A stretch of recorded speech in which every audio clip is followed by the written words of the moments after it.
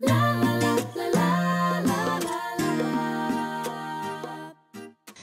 and welcome to Elizabeth's Craft Room for another quick tip. I'm going to talk today about re-inking our lovely ink pads. Now, ink pads should always be stored flat. They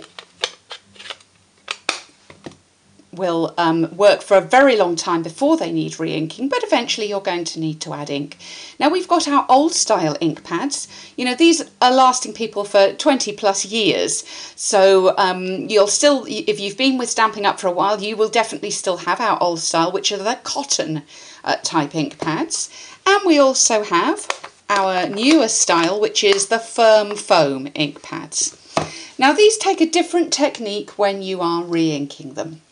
With the old style, you take the re-inker and you need to add a fair amount of ink. So you go sideways, then up and down, then diagonally, and then diagonally in the other direction, just trying to cover all of the ink pad. From an ink pad that's gone quite dry, you might need to do that 2 or 3 times and add a fair amount of ink to it. And all you need to do is, in between, is just keep testing. So give it a little while, test, see whether you're happy with the colour. If you're happy with the level of colour, then leave it. You might want to test again in a couple of hours just to see whether, whether that still looks good, whether you need to add any more. Now that's our traditional style, our old style. The new style ink pads, the firm foam, you need to re-ink them more often than the old ones, but you re-ink them a lot less. If you put the same amount of ink as I just did onto that ink pad, you'll have ink all over the place. So they really take very little, and what you tend to do is to drop the ink on.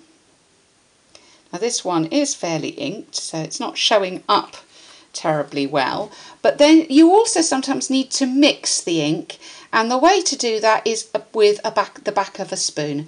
I have been told to use a bone folder, but that will dye your bone folder, whereas with a spoon you can just do it and then wipe the ink off the spoon. So I keep a spoon in my craft room, especially for spreading out the ink.